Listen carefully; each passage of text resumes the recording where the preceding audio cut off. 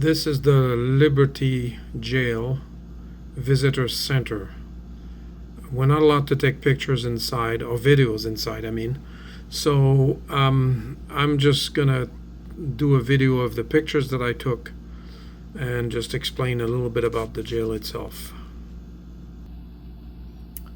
This is a replica of the jail that is built on the same site where the jail was.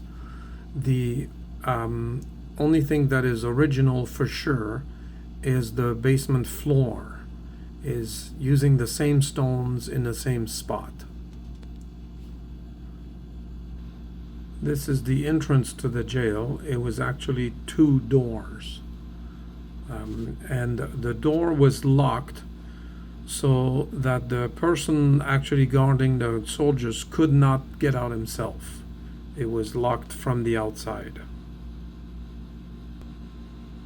It was a stone building on the outside, built with the regular local stones.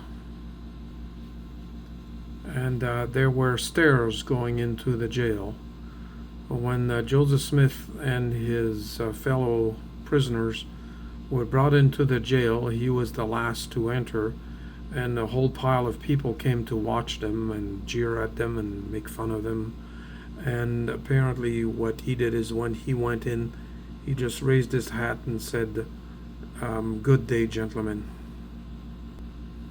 This is on the side of the jail. This is the only air holes that you can find in the jail. They're about, I think they were about 6 inches by 2 feet. And the walls of the jail were 4 feet thick. So if you reached in from the outside and somebody inside reached out, you could touch hands. This is what the jail looked like. The prisoners were downstairs. The two little kids lying down in the front are lying on the stone. The lady asked them to lie on the stone, because that's what the prisoners did inside the jail. The floor was that same type of stone, and so she wanted them to see how comfortable it was.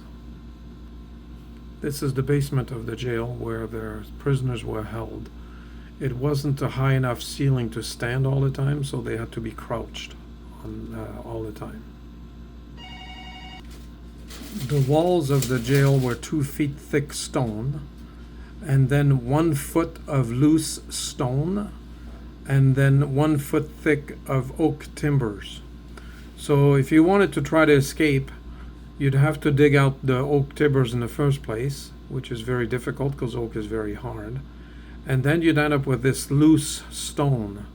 I've never seen the design before, but it's pretty effective, because in order to try to get out, you'd have all these loose stone falling out, and you'd have to get rid of all of them. And then you had the 2 feet thick wall of stone outside.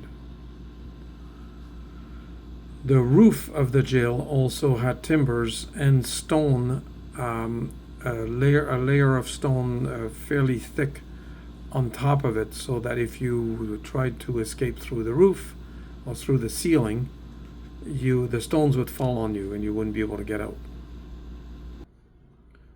So they were in the jail for a little over 4 months over the winter. They were held with no reason. There was no legal reason why they were held in that jail. And eventually the person responsible for the guards realized that these guys were in jail illegally, and let them out, or let them escape. And in those days, I guess if you got out of the county, nobody came after you to find you, and they couldn't anyways, because they had no legal reason for them to hold them. So that's basically the story of Liberty Jail. It is where the Doctrine and Covenants 121, 121, 121, 22, and 23 were received. Some of the most emotional parts of the scriptures that we have. And that concludes our Liberty Jail review.